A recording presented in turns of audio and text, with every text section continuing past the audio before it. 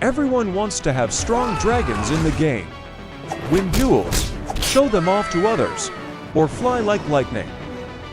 Oh, I want to be like that too. You're nobody. You're a loser. Want to learn how to easily and most importantly correctly level up your dragons in Dragon Adventures? Then this video is for you. Hello guys!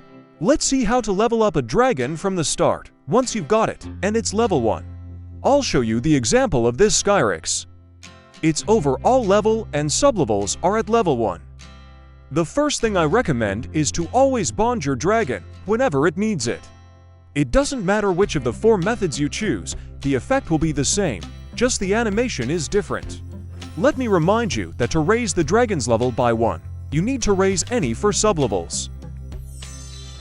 As you can see, I immediately raised the Bonb Sublevel by 2 points. Next is flying through the rings, which are found in all worlds. The lower the riding sublevel, the fewer rings you need to fly through to raise it.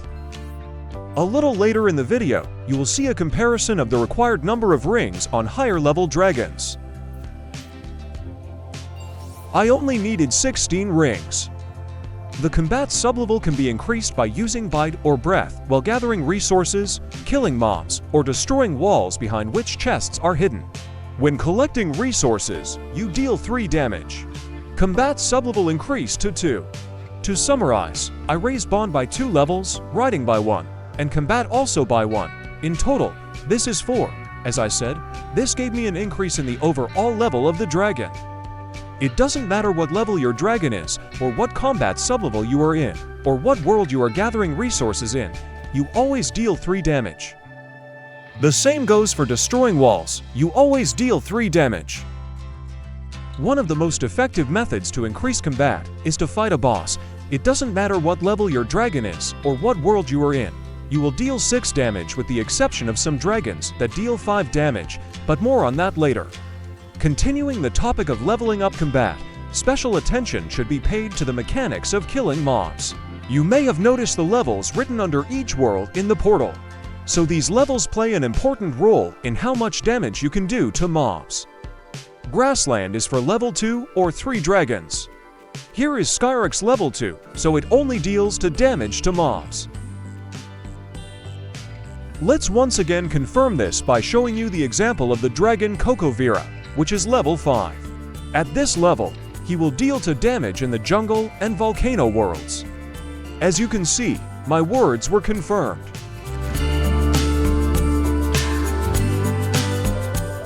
Now let's check in Tundra, which is intended for level 8 and 9 dragons. As you can see, in a world that is designed for higher level dragons than you are currently using, you deal 6 damage to mobs and can accordingly raise the combat sublevel faster. Here's an example with the Carnelgan dragon, which is level 11, and in fantasy for dragons of level 14 to 15, it also deals 6 damage to mobs. The main thing is that it doesn't matter what sublevel your combat is, only the overall level of the dragon matters here. To conclude the topic of combat, I'll add that only legendary dragons deal 5 damage to the boss, while all others deal 6. Although, I did find a bug, because for example Fulong dealt 6 damage. To summarize here, you can only upgrade combat if you want to make your dragon strong. For every 4 ranks of combat sublevels you raise, you will also gain 1 overall level. Let's get back to the topic of riding.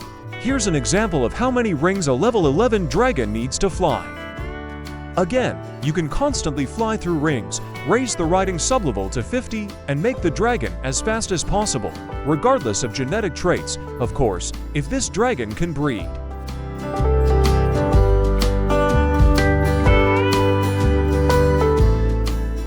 As many as 44 rings need to be flown by a dragon at level 11 of riding.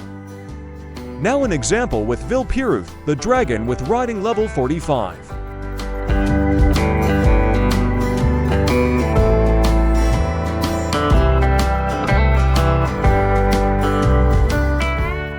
This flight took me 1 minute and 15 seconds, and I flew a crazy number of rings, as many as 74.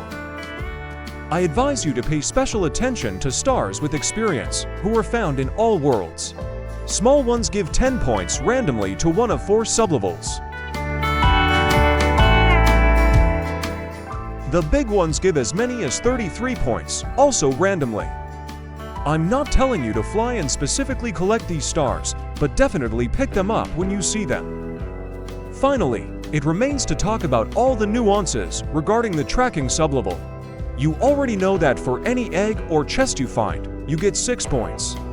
If everything is clear with chests, everyone wants them because you can get loot from them, then eggs are mostly just a pity to increase the tracking level. Have you noticed that opening a chest gives you as many as 40 for points? Therefore, if you are not lazy, I advise you to look for chests in all worlds because this will significantly increase your tracking level, and you will also receive potions, coins, and much more.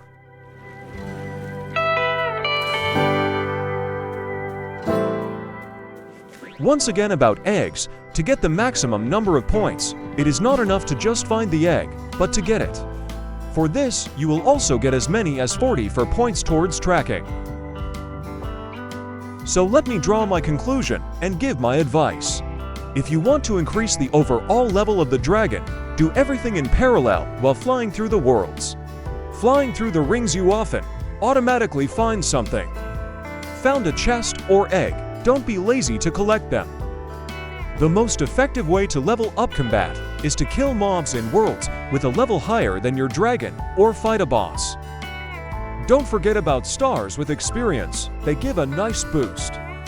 You can always upgrade one thing if you want to gain speed or strength.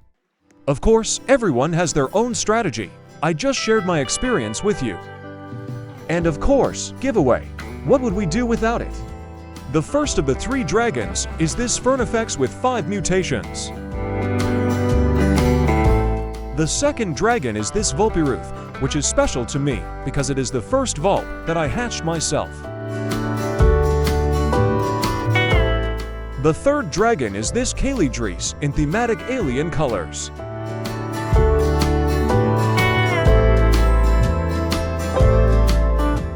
To participate in the giveaway, write in the comments what you like most about Dragon Adventures. In conclusion, I would like to ask for just 1 minute of your attention. Almost 79% of my video views are from people who are not subscribed. So if you are not subscribed to my channel yet, please do so. I hope the video was useful and informative for you.